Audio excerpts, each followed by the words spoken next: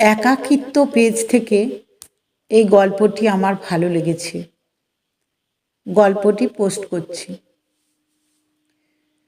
ছোট বোনের বিয়ের পর একদিন বাপের বাড়ি বরকে নিয়ে বেড়াতে এসেছি।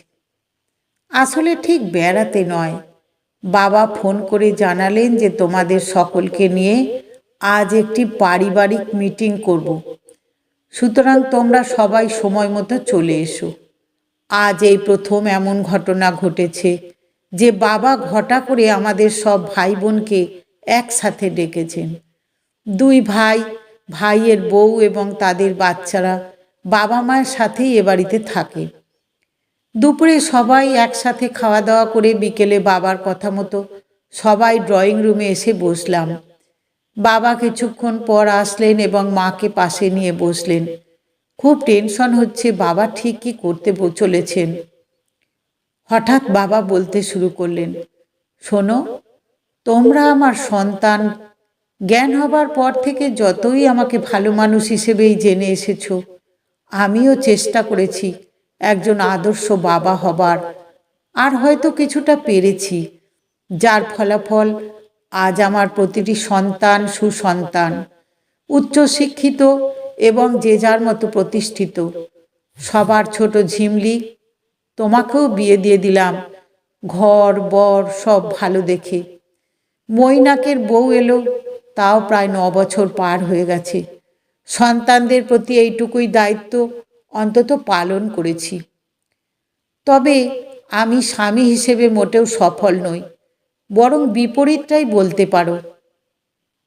বাবার কথা শুনে বাবাকে এবার থামানোর চেষ্টা করছেন মা, কিন্তু বাবা মাকে বাধা দিয়ে বললেন, আজ আমাকে থামাতে চেও না, কোনো লাভ হবে না গীতা।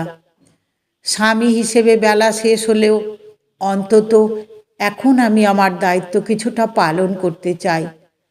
আমি আমার সন্তানদের কাছে নিজের অন্যায় স্বীকার করতে চাই। আমরা ঠিক বুঝতে পারছি না বাবা ঠিক কি বলতে চাইছেন। আমরা বারে বারে সবাই একে অপরের মুখের দিকে চাইছি আর ভাবছি এবার কি হবে।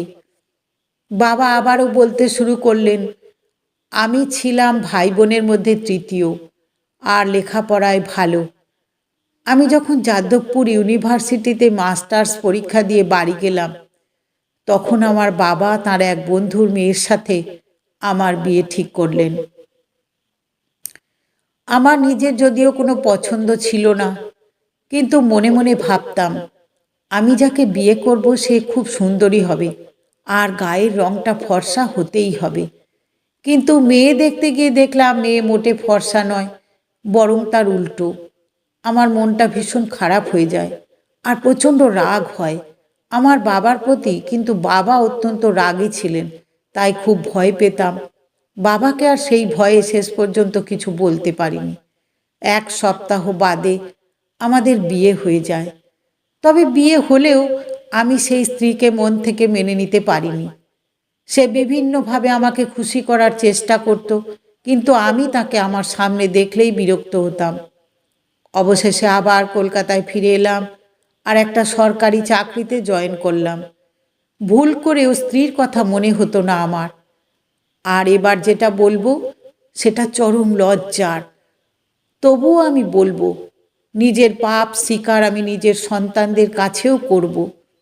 এই বলে বাবা আবার বলা শুরু করলো, চাকরি পাওয়ার 6 মাসের মধ্যে কলকাতায় আমি যে বাড়িতে ভাড়া থাকি সেই বাড়ির মেয়েকে ভালো লাগতে শুরু করে, কারণ সেই মেয়ে খুব সুন্দরী। আমি এই 6 মাসে একবারও গ্রামে যাইনি। সেই মেয়ের সাথে প্রায় প্রতিদিন বাড়ির ছাদে কথা হতো, এমনকি মনে মনে ভেবেও ফেলি কাউকে না জানিয়ে সেই মেয়েকে বিয়ে করে নেব। কিন্তু হঠাৎ একদিন শুনি সেই মেয়ের হাজব্যান্ড বিদেশ থেকে এসেছেন, অথচ ওই মেয়ে এতদিন আমাকে একবারও বলেনি যে সে বিবাহিত।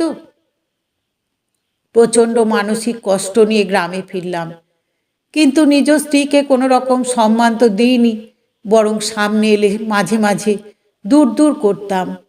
আর সেই সুযোগটা আমার মা বাড়ির অন্য বউরা নিত।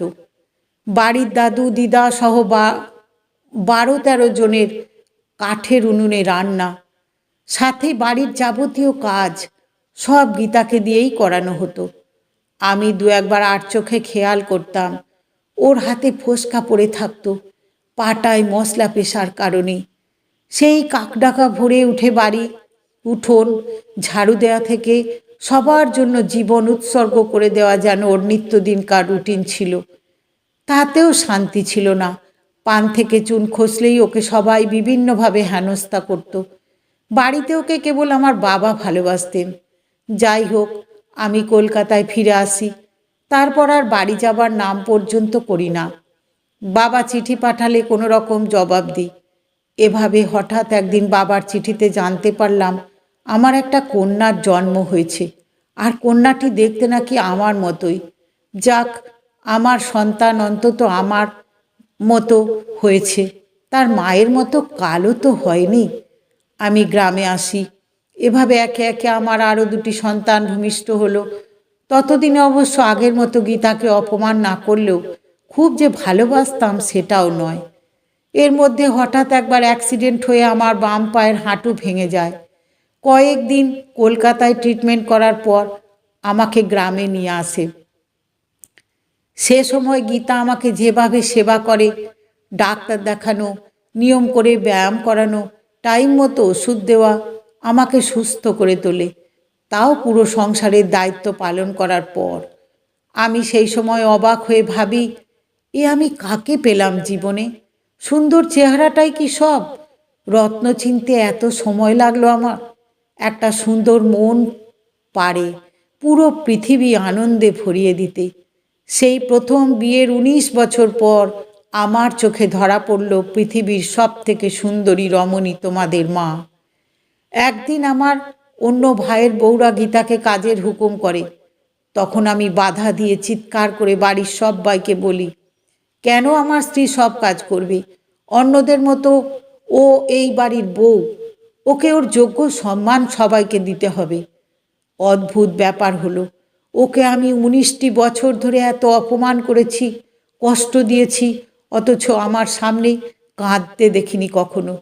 হয়তো ভয়ে, হয়তো লুকিয়ে কেঁদেছে, কিন্তু সেদিন গীতা চিৎকার করে কেঁদেছে আর বলেছে তার জীবনে যা চাওয়ার ছিল তা সে পেয়ে গেছে, কারণ তার স্বামী তাকে সকলের সামনে নিজের স্ত্রী বলে সম্মান দিয়েছে। সেদিন আমিও খুব কেঁদেছি। এমন একটা মেয়েকে আমি এতগুলো বছর এত কষ্ট দিয়েছি। ৬ মাস পর আমি আবার কলকাতায় ফিরে নতুন চাকরিতে জয়েন করি এবং ঠিক করি গীতাকে আমার কাছে নিয়ে আসব। কিন্তু বাদ সাধেন আমার মা। তিনি কিছুতেই ওকে আসতে দিলেন না। ও চলে এলে এত বড় সংসার সামলাবে কে? বাড়িতে দাদা দাদি শ্বশুর শাশুড়ির সেবা করবে কে? এভাবে কেটে গেল আরও কয়েকটি বছর। তবে তখন নিয়ম করে কদিন পর পর গ্রামে যেতাম আমার পৃথিবীর শ্রেষ্ঠ সুন্দরী রমণীকে দেখার তাগিদে। এর মধ্যে অবশ্য আমাদের ছোট মেয়ের জন্ম হয়। তিতলি আমার বড় সন্তান, তখন ক্লাস 9-এ উঠেছে। মেয়েটি আমার খুব দ্রুত লম্বা আর সুন্দরী হয়ে যাওয়ায় গ্রামে রাখা বিপজ্জনক হয়ে ওঠে, আর এটাকেই একটা সুযোগ বানিয়ে সেবার বাড়িতে নিয়মিত ঝগড়া করে তোমাদের মাকে নিয়ে কলকাতায় চলে আসি। আর সেদিনও আমাকে পূর্ণ সাপোর্ট দেন আমার বাবা, যার নয়নের মণি ছিল তোমাদের মা। 4 সন্তানের লেখাপড়া, সংসার খরচ, বাড়িতে টাকা পাঠিয়ে কিছু টাকা ব্যাংকে গচ্ছিত রাখার পর আর কিছুই অবশিষ্ট থাকতো না। তাই যৌবনকালে তোমাদের মাকে কোনো দিন ভালো একটা শাড়ি পর্যন্ত দিতে পারিনি। তারপরও কোনো দিন কোনো অভিযোগ করেনি তোমার মা। বাবার মুখে মায়ের কষ্টের কথাগুলো শুনে আমরা সবাই কাঁদছি। এত বছরে একটি বারের জন্য মা কোনো দিন এসব কথা আমাদের বলেননি। বাবা আবার বলা শুরু করলেন, বড় বৌমা, ছোট বৌমা, আমি তোমাদের দোষ দিচ্ছি না। তোমাদের অধিকার আছে স্বাধীনভাবে বাঁচার, তেমনি তোমাদের শাশুড়ি মায়েরও। ও এখনও বাড়ির সবার রান্না করে, আর তোমরা সবাই যে যার কেরিয়ার নিয়ে ব্যস্ত। ছুটির দিনেও তোমরা নিজেদের মতো ঘুরে বেড়াও, আর তোমাদের শাশুড়ি সেই ঘরের কোণে বসে থাকে। কিন্তু তারপরও বুঝতে পারি তোমরা বিরক্ত হও শ্বশুর শাশুড়িকে নিয়ে সংসার করতে। তাই আমি চাই তোমরা আলাদা আলাদা বাড়ি নাও, কারণ এই এবিলিটি তোমাদের কাছে, আর সেটার চাইতেও বড় কথা, এই বয়সে এসে আবার গীতাকে তোমাদের হুকুম মানতে হবে, সেটা তো আমি মেনে নিতে পারবো না কিছুতেই।